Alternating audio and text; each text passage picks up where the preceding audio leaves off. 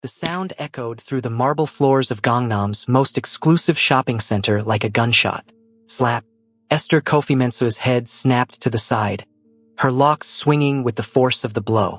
Her shopping bags tumbled from her hands, spilling imported shea butter and African print fabrics across the pristine white floor. The metallic taste of blood bloomed in her mouth. "How dare you touch me with your filthy hands?" The woman standing before her was draped in Chanel from head to toe, her face twisted in disgust. "Don't you people know your place? Going around bumping into your betters, asking questions like you belong here." Esther's hand moved slowly to her cheek, her dark skin already blooming with heat. At 53, she'd weathered many storms, leaving Ghana at 25 with nothing but dreams, building her successful import-export business from the ground up, surviving heartbreak after heartbreak until she'd finally accepted that romantic love wasn't her destiny. But this public humiliation in the middle of the place she'd called home for nearly 3 decades? "I simply asked for directions to the homeware section," Esther said quietly, her accent a melodious blend of Ghanaian warmth and Korean precision. "I meant no offense." The woman, impossibly beautiful with porcelain skin and legs that seemed to go on forever, laughed, a sharp sound that cut through the growing crowd of onlookers. Several pulled out their phones. "No offense? You are the offense. Walking around here like you own the place. This is Korea. We have standards." The woman's name was Yoon Sarah, though Esther didn't know it yet. What Esther also didn't know was that 30 feet away, partially hidden behind a column near the Dior boutique, her son had witnessed everything. Cairo Kim Mensah had been following his mother for the past 40 minutes, a habit he developed over the years. At 28, he was Seoul's most feared underground kingpin, the man who controlled everything from the docks to the nightclubs, whose very name made grown men sweat. But to Esther, he would always be the terrified 9-year-old boy she'd found at the orphanage, the one who'd clung to her hand and whispered, "Are you really going to be my Iyama?" He'd promised himself he'd never let anyone hurt her. Never again. Cairo's hand tightened around the black card he'd been absently holding. His second-in-command, Dante, stood beside him, already recognizing the dangerous stillness that came over their boss before a storm. "Boss," Dante whispered, "that's Yoon Sarah, the model, the one from last week's."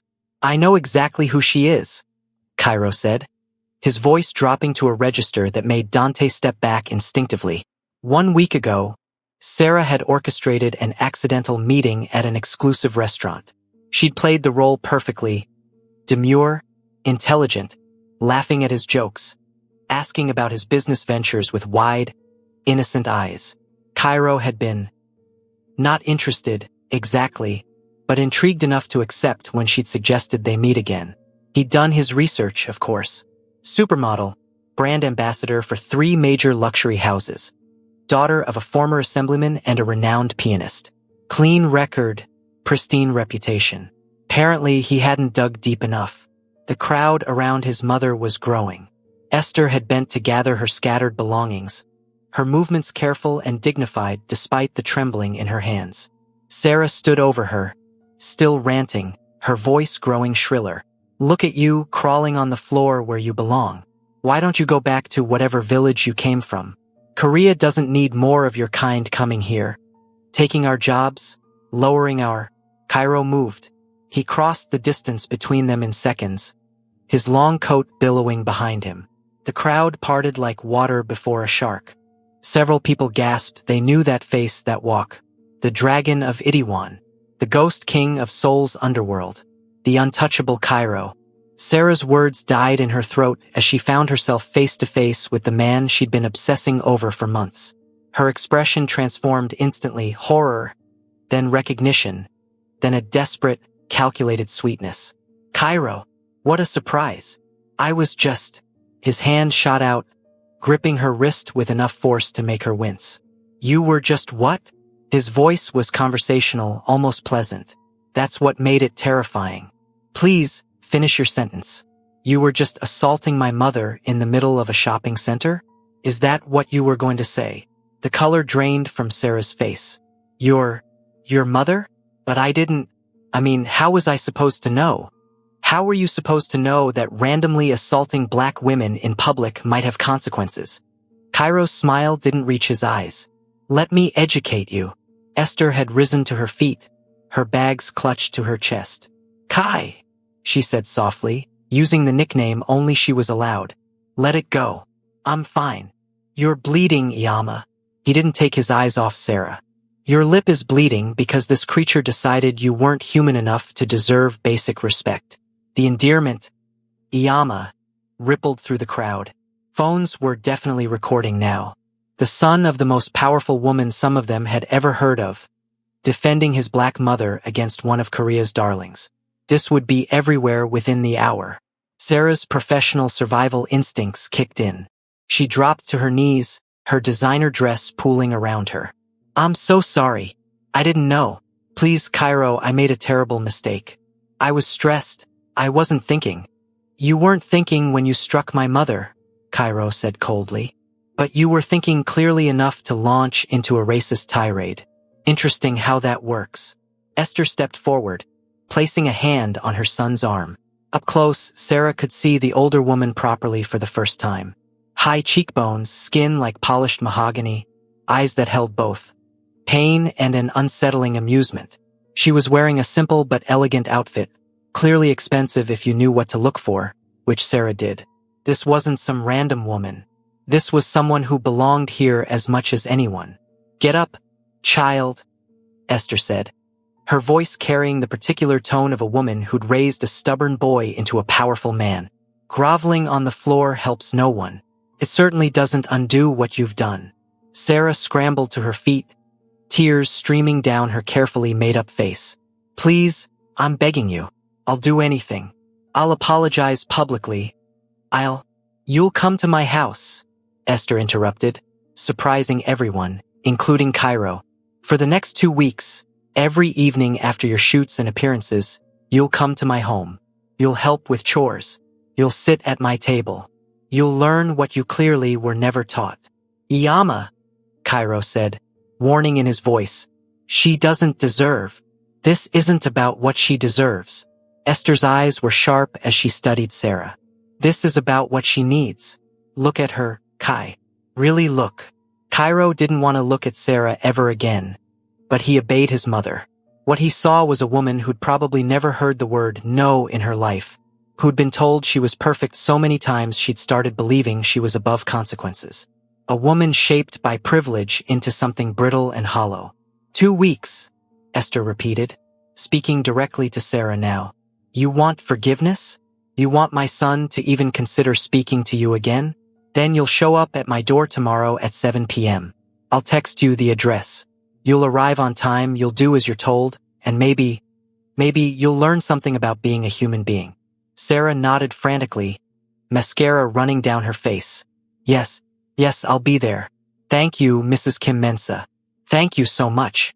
It's Ms. Kofi Mensah, Esther corrected gently. Kim is my son's name. I kept my own. The crowd was still watching, still recording. Cairo's men had materialized from various corners of the mall, forming a protective circle.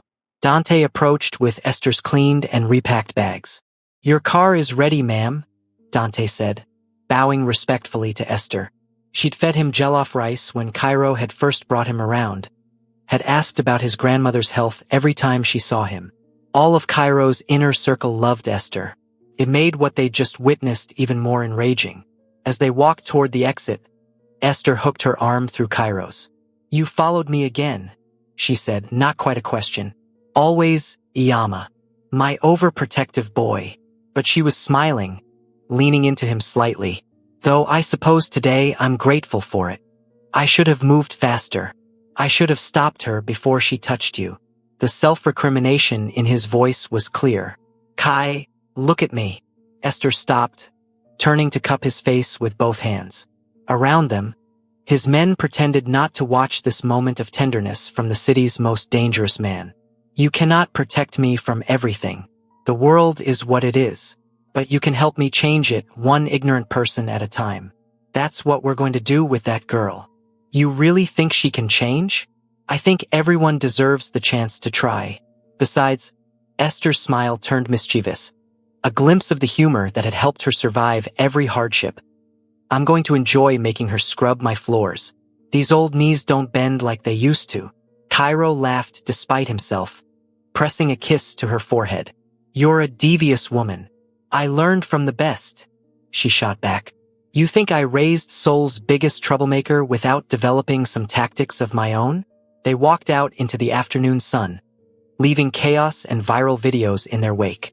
Neither of them knew yet that this single incident would unravel secrets, test loyalties, and ultimately reveal truths about love, family, and the price of redemption. But Esther Kofi Mensah had faced down worse than a spoiled model with boundary issues. She'd crossed an ocean alone, built an empire with her bare hands, and raised a boy that society had thrown away into a man who commanded respect across the entire city. A little re-education project?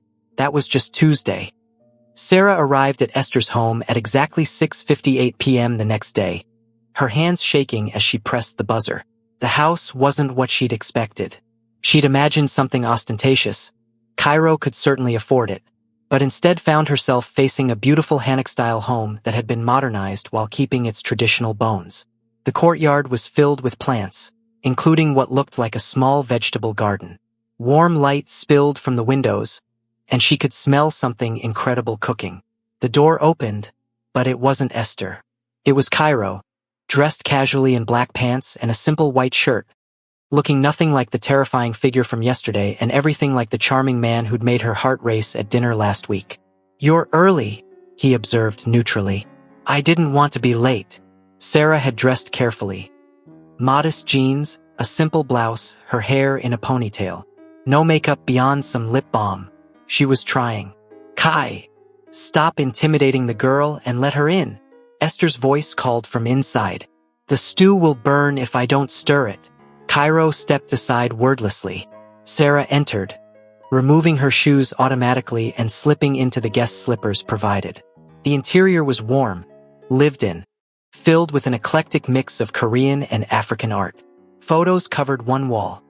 A timeline of Cairo's life, from a solemn little boy holding Esther's hand to a teenager with his first motorcycle to the powerful man he'd become. In every photo where they appeared together, Esther's hand was on his shoulder, his arm around her waist, their foreheads pressed together in shared laughter. This was a home built on love. In here, Esther called from the kitchen.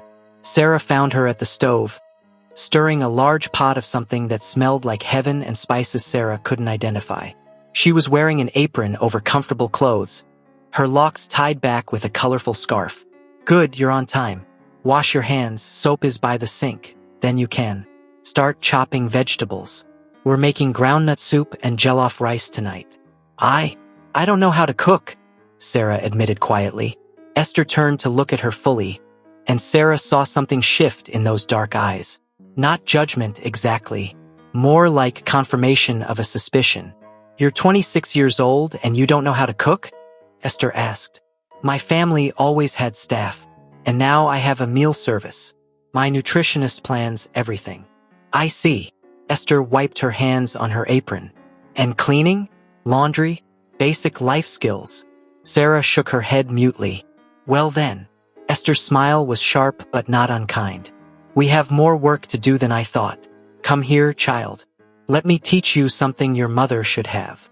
For the next hour, Esther walked Sarah through the basics of chopping vegetables. Onions, tomatoes, peppers. Sarah's eyes watered from the onions.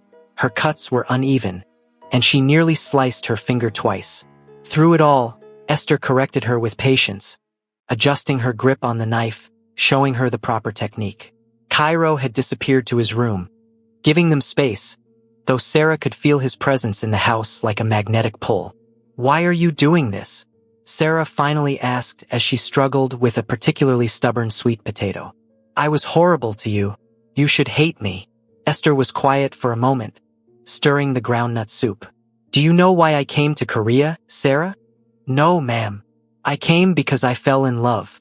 Stupid, wild, head over heels love with a man I met at university in Ghana. He was here on a student exchange, and when he left, I followed him. Esther's voice was matter of fact, but Sarah heard the old pain underneath. His family rejected me immediately. Too dark, too foreign, too different. He promised he didn't care, that we'd make it work. We tried for 3 years. What happened? He married someone else. Someone his family approved of. Someone Korean. Esther tasted the soup, added more pepper. I was heartbroken. Alone in a country where I barely spoke the language, where people stared at me everywhere I went. I could have left. Probably should have. But I was stubborn. I'd built a life here, started my business. Why should I run? Sarah kept chopping, listening. So I stayed. Built my company, made friends, created a home. But I was lonely. I wanted a family, wanted a child. Tried dating, disaster after disaster. Men who fetishized me. Men who wanted to hide me. Men who thought I should be grateful for any attention at all. Esther's laugh was dry. Sound familiar? Sarah flinched. Then one day, a friend suggested I visit an orphanage where she volunteered. And there was this little boy. So angry, so scared, so convinced he was unlovable.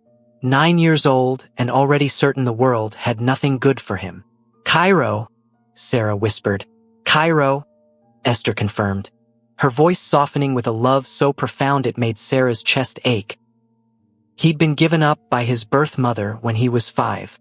Spent 4 years in the system, getting into fights, running away, breaking hearts including his own. No one wanted to adopt an older child, especially not one with behavioral issues. And certainly not with a black woman as a single parent. But you did. But I did. Best decision of my life. He was my son from the moment he grabbed my hand and asked if I was real. Esther turned to face Sarah fully. Do you know what he asked me that first night, after I'd taken him home? Sarah shook her head. He asked if I was going to send him back when he messed up. Not if he messed up. When? Because everyone always had. Esther's eyes glistened. So I told him the truth. I said, Kai, you can break every dish in this house. You can paint the walls purple. You can bring home every stray cat and soul. I will always be your Yama. That's what family means. We don't give up. The kitchen fell quiet except for the bubbling of the soup. You're wondering why I'm telling you this, Esther said, reading Sarah's expression. It's because I see that little boy in you. Not the anger, you have different demons. But that certainty that you don't have to try, don't have to grow, because either people will love you as you are or they're not worth your time. That's not. Sarah started to protest, then stopped. Wasn't it, though? Hadn't she coasted through life on her looks and family name, never having to work for anything, never facing real consequences? Your parents failed you, Esther continued, returning to her cooking. They gave you everything except the tools to be a good person. That's not entirely your fault.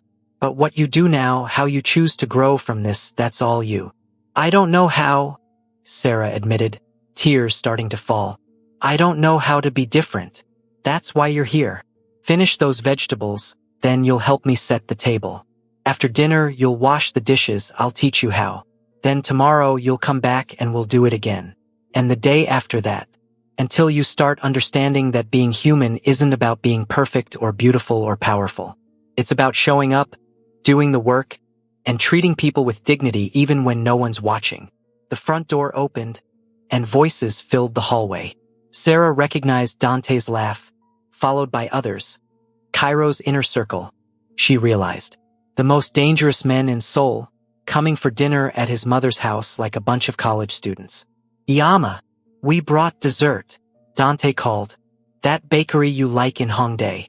You spoil me, Esther called back, but she was smiling.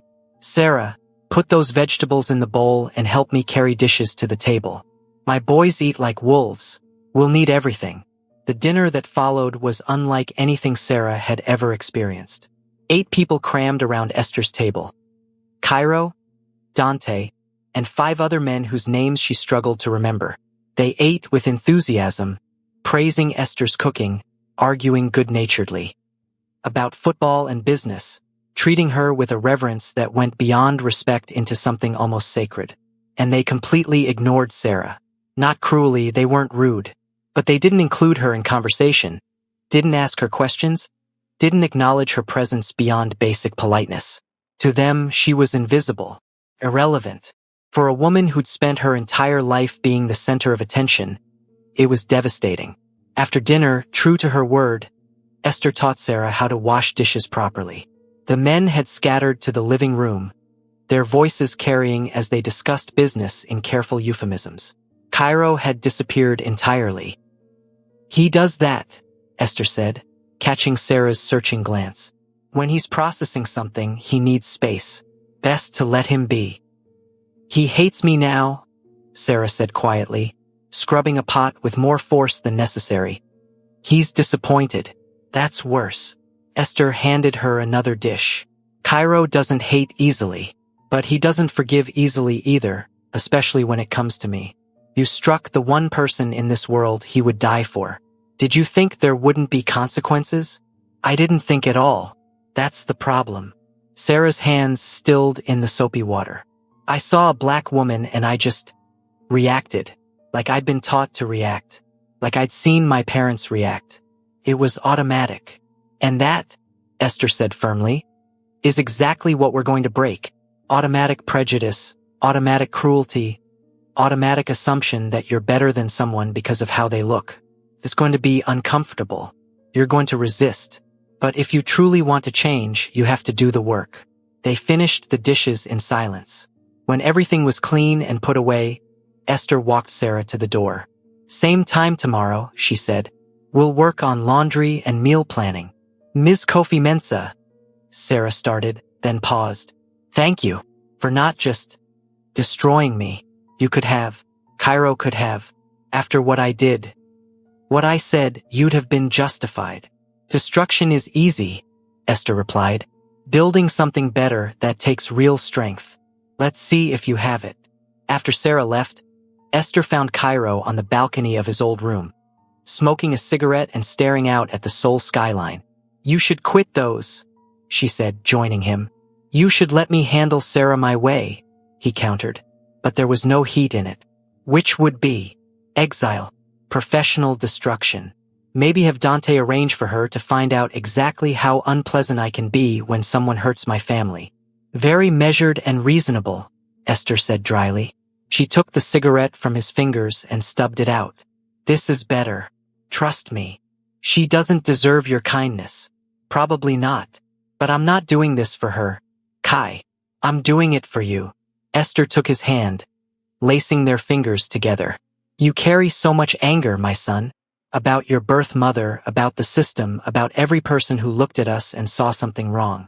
If I let you tear apart everyone who shows prejudice, you'll spend your whole life destroying. I want better for you." Cairo was quiet for a long moment. "What if she doesn't change? What if this is all an act to get close to me? Then we'll know and we'll handle it. But I don't think it is. I think she's a spoiled girl who's never been challenged. The question is whether there's anything underneath the spoiling worth saving. And if there is, what then?" Esther smiled, knowing what he was really asking.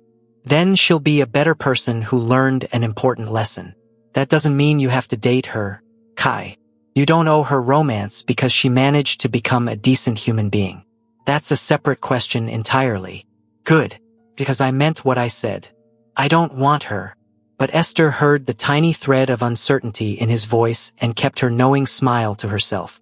The next 2 weeks would be illuminating for everyone involved. By the end of the first week, Sarah had learned to cook 3 dishes, properly clean a bathroom, and operate a washing machine. She'd also learned that Esther was funny, wickedly, devastatingly funny, with a talent for gentle mockery that left Sarah laughing at herself. "No, no, child," Esther said, watching Sarah attempt to fold fitted sheets. "You're treating it like it's personally attacking you. Be gentle but firm. Like disciplining Cairo when he was 13 and thought he was too cool for school." "Did that happen often?" Sarah asked, grateful for any glimpse into Cairo's past. "Every other week between ages 13 and 16. That boy tested every boundary I set." Esther demonstrated the folding technique. "One time he came home with a tattoo. 14. I made him sit through a 3-hour lecture on respecting his body and then took him to get it properly covered with something meaningful instead of whatever symbol his friends thought was cool." "What did he get?" Esther's smile turned soft. "My name. in a canned script, the language of my people, right over his heart. Said if he was going to mark himself permanently, it should be with the only thing that was actually permanent in his life. Sarah felt tears prick her eyes. This love between them, this bond, it was everything her own family had never been. My parents never even knew what I was doing half the time, she admitted, struggling with the sheet. They were always traveling, always at events. I was raised by nannies and tutors who were paid to agree with me. The first time I ever heard the word no was from a director when I was 19. I threw such a tantrum they almost dropped me from the campaign. What changed? My agent threatened to quit. She was the only person who'd been honest with me, and I was terrified of losing her. So I behaved, but I never really learned. I just got better at hiding the tantrums. Esther took the sheet from her and folded it properly, then unfolded it, and handed it back. Again, practice makes progress. That evening, Dante arrived early for dinner with news. Sarah had just finished setting the table when he burst in, his expression troubled. Boss, we have a problem. Your birth mother contacted Minjun. She's asking to meet with you. The temperature in the room dropped 20 degrees. Sarah watched Cairo's face transform from relaxed to absolutely glacial. No, he said simply. She says it's urgent. Something about your birth father being sick, wanting to make amends before. I said no. Cairo's voice could have cut glass. I don't have a birth mother. I have Yama. That woman gave up any claim to me when she left me at that orphanage with nothing but a note saying I was too difficult to handle. Esther appeared in the doorway, wiping her hands on her apron. She'd obviously heard everything. Kai! Don't. He stood abruptly, his chair scraping against the floor. Don't ask me to forgive her. Don't tell me she was young or scared or desperate. I was 5 years old and she threw me away. I wasn't going to say any of that, Esther said calmly. I was going to say that running from this won't make it hurt less. It'll just mean you're running and hurting instead of standing still and hurting. I don't want to see her. Then don't. But at least read what she has to say. Knowledge is power, my son. Even painful knowledge. The standoff lasted several beats before Cairo nodded sharply and stalked out of the room. Dante followed, leaving Sarah alone with Esther. Is he okay? Sarah asked quietly. No, but he will be. Esther returned to the kitchen, but Sarah noticed her hands were shaking slightly as she stirred the pot. Some wounds never fully heal. We just learn to live with the scars. Over the following days, Sarah noticed changes in the household dynamic. Cairo was darker, more withdrawn. He snapped at his men, threw himself into work with frightening intensity, and barely ate at dinner. Esther watched him with worried eyes but gave him space, understanding that her son needed to process in his own way. On Sarah's 10th night, she arrived to find the house in chaos. Raised voices came from inside, Cairo and Esther actually arguing. You can't ask me to do this. Cairo's voice, raw with pain. I'm not asking you to forgive her. I'm asking you to hear her out, so you can stop carrying this question around for the rest of your life. Sarah hesitated on the doorstep. Dante appeared beside her, looking grim. Come on, he said. They need privacy. I'll buy you coffee and explain some things you should know. At the cafe, Dante laid out the truth Sarah had only glimpsed in pieces. How Cairo's birth mother, Yoon Ji-won, had been 17 when she'd had him with a man she refused to name. How she'd struggled for 5 years before leaving him at the orphanage. How she'd gone on to marry well, have 3 other children, build a respectable life. All while Cairo suffered in the system.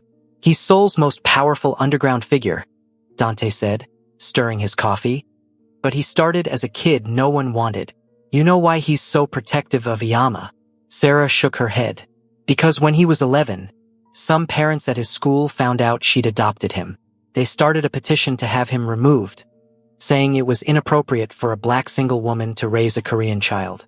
They made his life hell. Made her life hell. Dante's expression hardened. Cairo put 3 of their kids in the hospital. Was expelled. And you know what Iyama did? What? Threw him a party. Told him she was proud he'd defended their family, even if the method needed work. Then she enrolled him in a different school and dared anyone to say something. That's when he decided that anyone who disrespected her would pay. And he's never broken that promise. The weight of what Sarah had done, striking Esther, insulting her publicly, hit her with fresh horror. She'd assaulted the most protected woman in Seoul, not because of Cairo's power, but because she'd earned the fierce love of a man who'd been thrown away by everyone else. "Why are you telling me this?" Sarah asked. "Because in 3 days your 2 weeks are up, and you need to decide what kind of person you're going to be when you walk out of Yama's house. Are you going to take these lessons and actually change? Or are you going to go back to your old life and pretend this was just a weird blip?" Before Sarah could answer, Dante's phone buzzed. His face went pale as he read the message.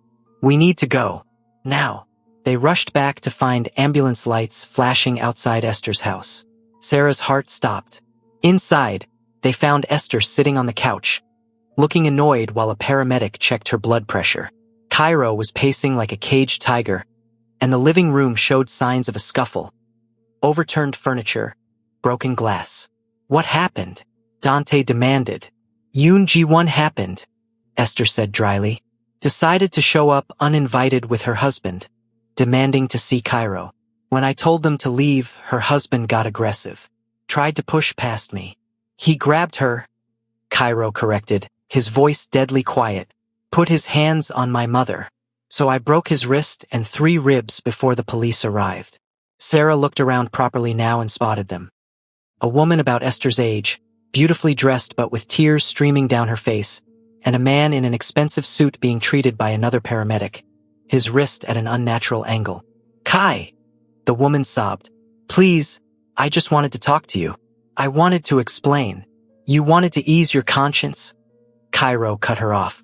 "You wanted forgiveness so you can tell yourself you're not the woman who abandoned her 5-year-old son because he was inconvenient. Well, you're not getting it. I was 17. I was scared. Your father..." Ji-won gestured at her husband. "He was married to someone else when we met.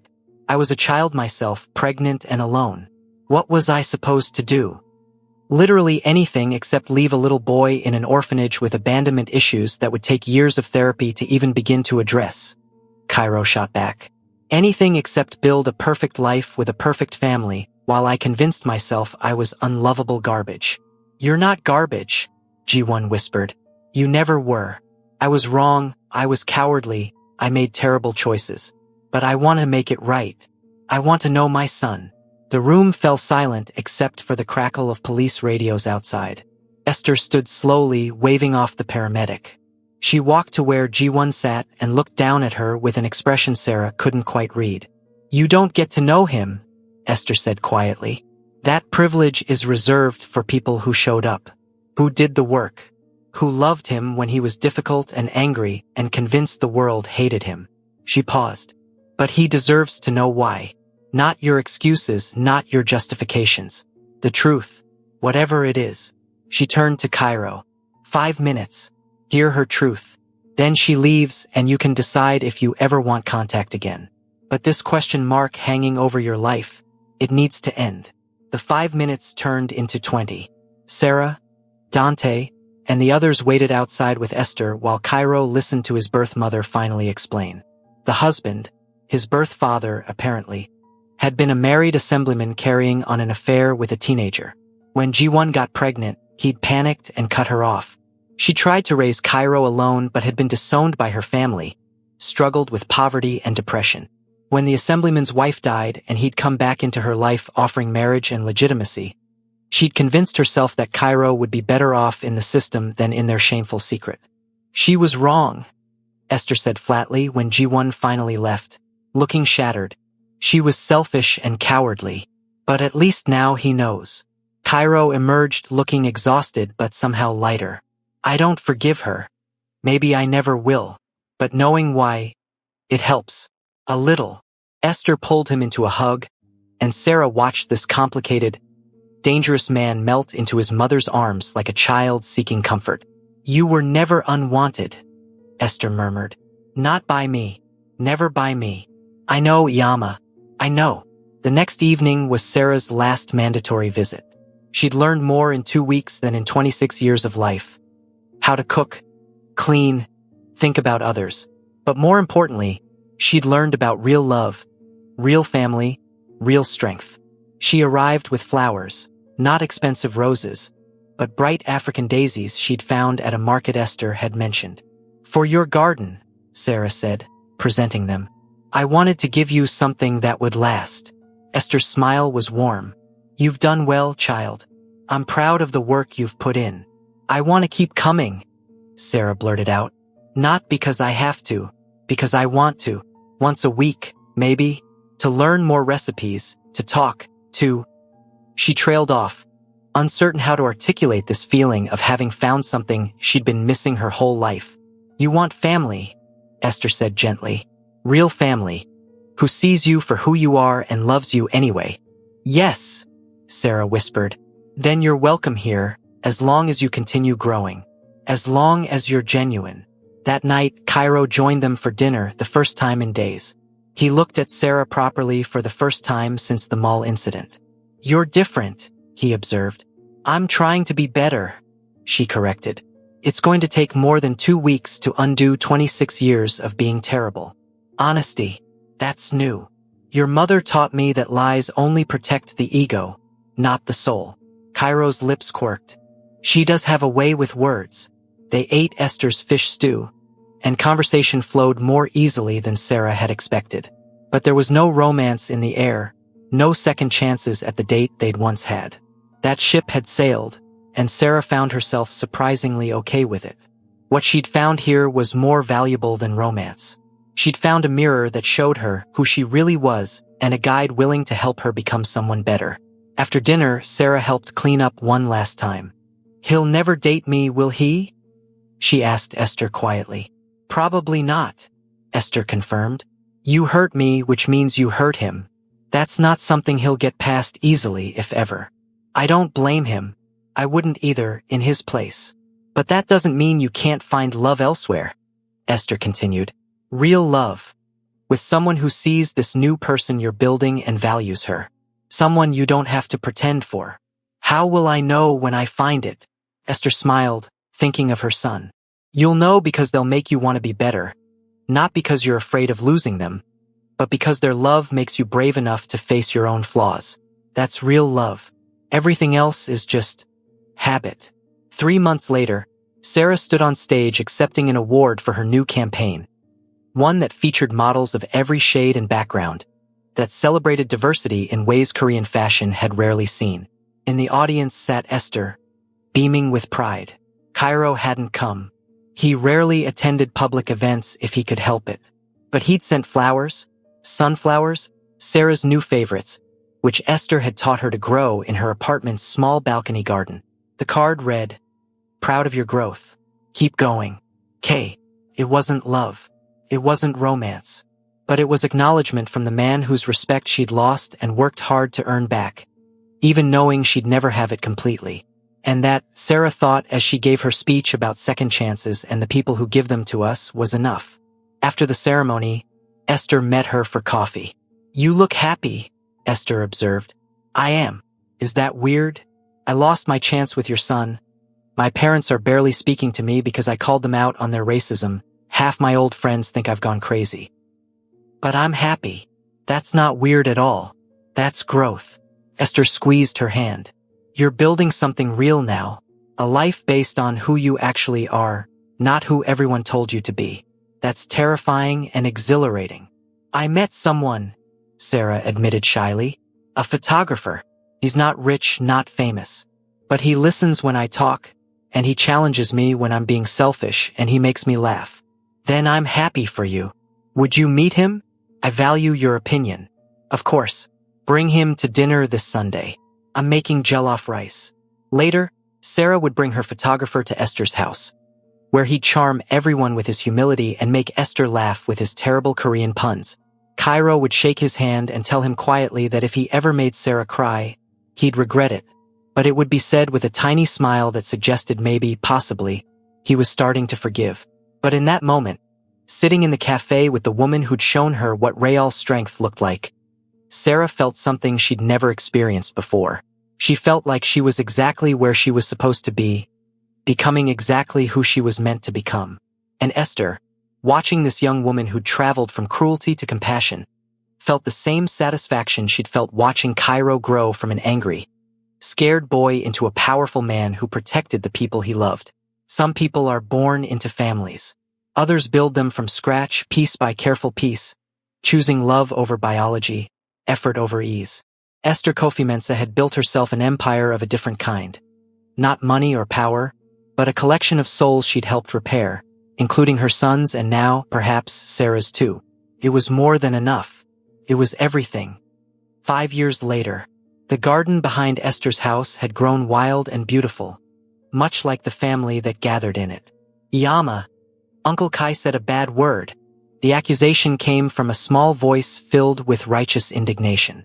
Esther looked up from the plantain she was frying to see her grandson, because that's what 4-year-old Zion was, biology be damned, pointing an accusing finger at Cairo, who was attempting to assemble a complicated playset and clearly losing the battle. Did he now? Esther called back, fighting a smile. What word was that? He said the S word.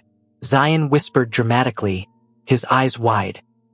He had his mother's porcelain skin and his father's kind eyes, and absolutely everyone's capacity for dramatic flair. Kai, Esther said warningly. It slipped? Cairo defended himself, looking sheepish in a way only Esther could make him. At 33, he was even more formidable than before. Silver threads now streaked his dark hair, and his reputation had grown to legendary status.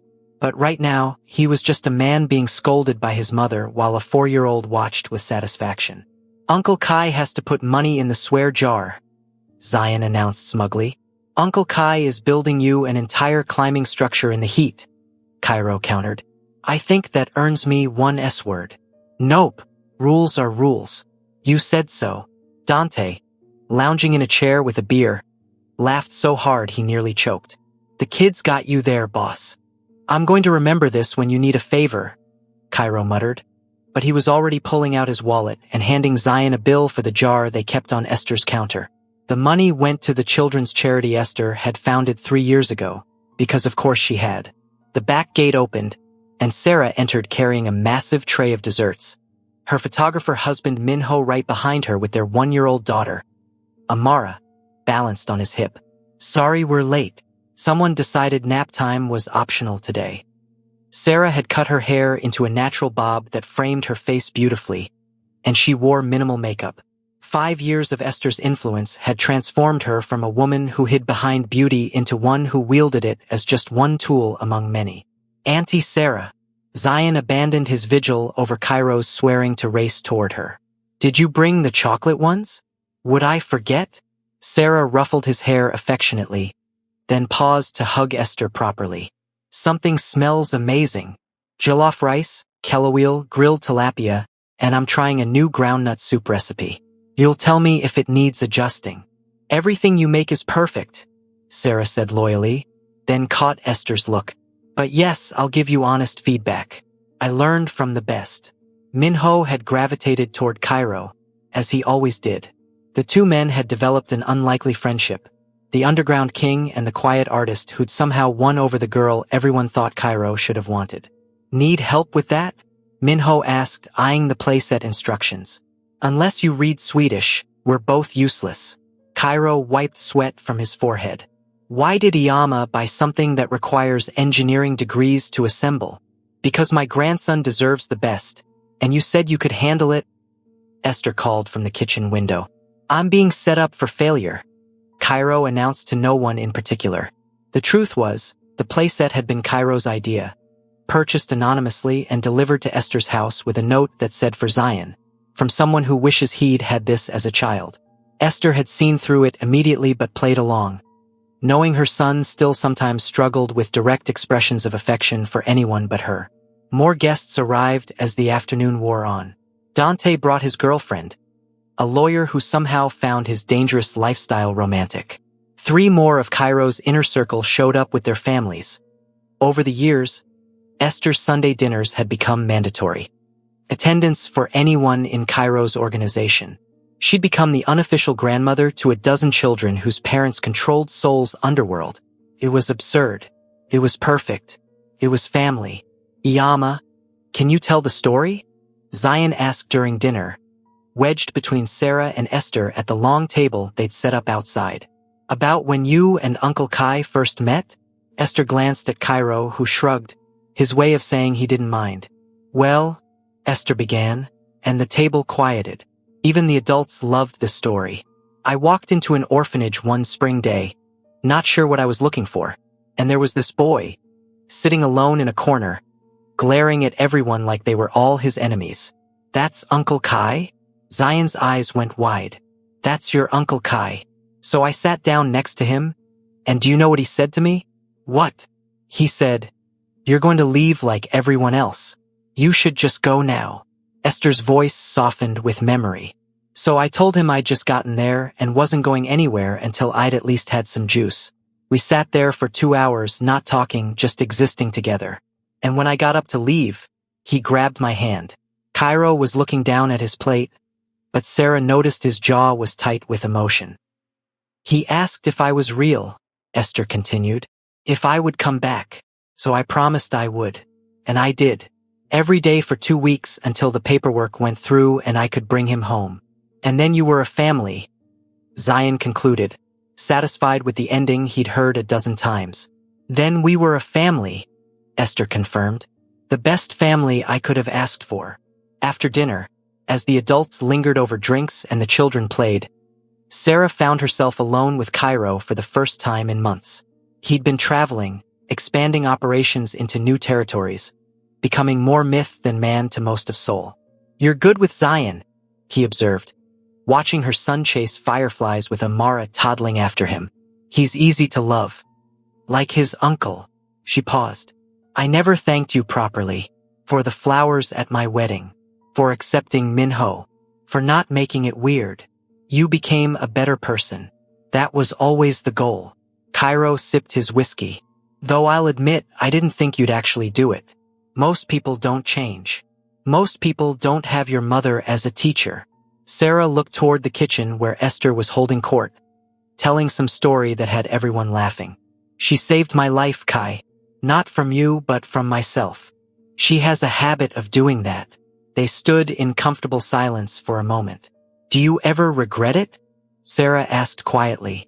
Choosing this life? The violence, the danger.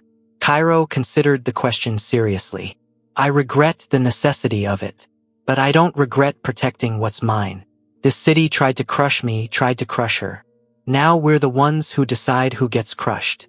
He glanced at her. Does that make me a monster? It makes you human. Flawed, complicated, but human. Sarah smiled. Your mother taught me that too. Nobody's just one thing. Later, after the guests had left and the dishes were done, Esther found Cairo sitting on her porch, smoking despite her protests. Those will kill you, she said, settling into the chair beside him. So will a dozen other things in my line of work. At least this one tastes good. Charming. But she didn't push it. Pick your battles had always been her parenting philosophy. Zion loved the playset. It's not from me. Of course not. Just like the new roof wasn't from you, and the car wasn't from you, and the fully funded scholarship program for adoptive single parents isn't from you. Cairo's lips twitched. Anonymous donations. Could be anyone. My mysterious benefactor who happens to have the same handwriting as my son. They sat together, watching fireflies dance in the garden Esther had built from nothing, just like she'd built everything else in her life. I got a call today, Cairo said. Eventually. G1. She's sick. Cancer. She wanted to see me before. You know? Esther waited, letting him process. I told her no. He took a drag of his cigarette. Does that make me cruel? It makes you someone with boundaries. You don't owe her your pain, Kai. You've done the work to move past what she did. Reopening that wound won't help anyone. What if I regret it later? Then you'll regret it. But you'll regret it as a man who protected his peace. Not as a boy still begging for scraps of love from people who abandoned him. Esther took his free hand. You are allowed to choose yourself, my son. I spent your whole childhood teaching you that you mattered. Don't forget the lesson now. Cairo stubbed out the cigarette and pulled her into a hug. This fierce, dangerous man holding onto his mother like she was the only real thing in a world of shadows. I love you, Iyama, he said quietly. Everything I am, everything good in me. It's because of you. You always were a sweet talker, but Esther's eyes were wet. I love you too, Kai. My greatest adventure. My best decision. My son. They stayed like that until the stars came out fully, two people who'd found each other against impossible odds and built something unbreakable. Inside the house, Sarah's phone buzzed with a text from her mother, the first in 6 months. I saw your interview about diversity in fashion. You were right. I was wrong. Can we talk? Sarah looked at the message for a long moment, thinking about grace, about second chances, about the long road from cruelty to compassion. She thought about Esther, who'd given her those chances when she didn't deserve them. She typed back, Sunday dinner, 5 p.m. Bring Dad. My second mom wants to meet you both. Because that's what Esther had become. Not a replacement for the parents who'd failed her, but an addition. The mother who taught her what maternal love actually looked like. In her bedroom, Esther's phone glowed with a message from the adoption agency. Another single woman inquiring about older children, scared and hopeful in equal measure. Esther smiled and began typing her response, ready to share the wisdom she'd earned through decades of loving fiercely and refusing to give up. The road won't be easy, she wrote, but the best things never are. If you're ready to do the work, to love without conditions, to show up even when it's hard, then you're ready to be someone's whole world, just like they'll become yours. She hit send and looked at the photo on her nightstand, her in Cairo at his high school graduation, both of them grinning despite the principal's obvious disapproval of her presence. They'd faced down the world together and won.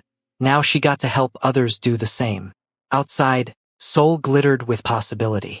In this house, in this garden, in this family built from choice rather than blood, love had won. It always did when you fought hard enough for it. And Esther Kofi Mensah had never known how to do anything but fight. Hello besties, in this story we learned that family isn't found in blood, it's built through unconditional love, accountability, and the courage to grow. Besties, true strength lies in transformation, not perfection. Sarah's journey shows that acknowledging our flaws and doing the hard work to change is more powerful than maintaining a flawless image. Besties, love isn't about finding perfect people, it's about choosing imperfect people and helping each other become better every single day. Thank you so much for watching. Kindly like, subscribe and share.